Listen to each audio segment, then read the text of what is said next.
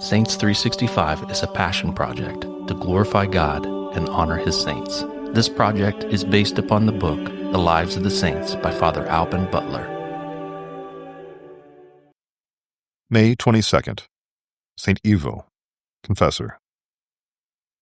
St. Ivo Helori, descended from a noble and virtuous family near Treguier in Brittany, was born in 1253. At 14 years of age, he went to Paris and afterwards to Orleans to pursue his studies. His mother was wont frequently to say to him that he ought so to live as to become a saint, to which his answer always was that he hoped to be one. This resolution took deep root in his soul and was a continual spur to virtue and a check against the least shadow of any dangerous course. His time was chiefly divided between study and prayer. For his recreation, he visited the hospitals, where he attended the sick with great charity and comforted them under the severe trials of their suffering condition. He made a private vow of perpetual chastity, but this not being known, many honorable matches were proposed to him, which he modestly rejected as incompatible with his studious life.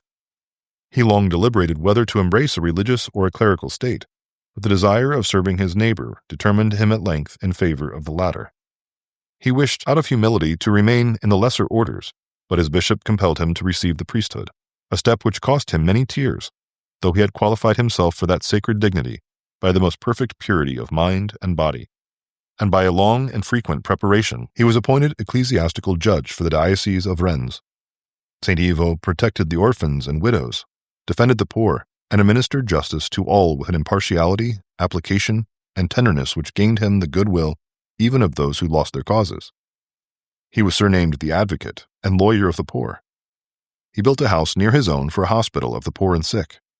He washed their feet, cleaned their ulcers, served them at table, and ate himself only the scraps which they left.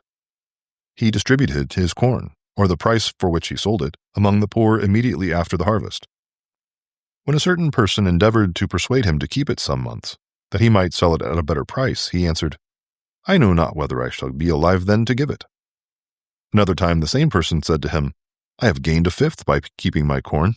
The saint replied, "But I 100-fold by giving it immediately away." During the Lent of 1303, he felt his strength failing him, yet far from abating anything in his austerities, he thought himself obliged to redouble his fervor in proportion as he advanced nearer to eternity. On the eve of the Ascension, he preached to his people, said Mass, being upheld by 2 persons, and gave advice to all who addressed themselves to him. After this, he lay down on his bed, which was a hurdle of twigs plaited together, and received the last sacraments. From that moment he entertained himself with God alone, till his soul went on to possess him in glory. His death happened on the 19th of May, 1303, in the 50th year of his age. Reflection.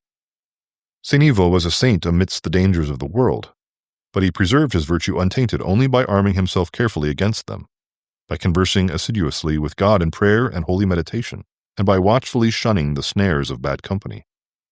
Without this precaution, all the instructions of parents and all other means of virtue are ineffectual, and the soul is sure to split against the rock, which does not steer wide of it.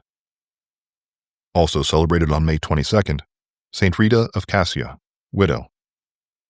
St. Rita of Cascia, whose feast is celebrated on May 22nd, was born at Rocca Purena, Italy, about the year 1386, and died at Cascia in the year 1456. Her parents opposed her desire to become a nun and persuaded her to marry a man who in a short time lost his reputation on account of cruelty. After being converted from his wicked ways, he was murdered by an enemy.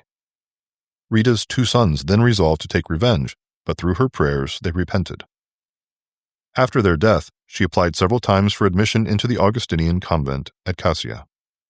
Repeatedly refused until God himself cleared away all obstacles, she entered the convent, made her profession, and lived the life of a holy and devout religious for 42 years, a shining example of every Christian virtue, pure as a lily, simple as a dove, and obedient as an angel.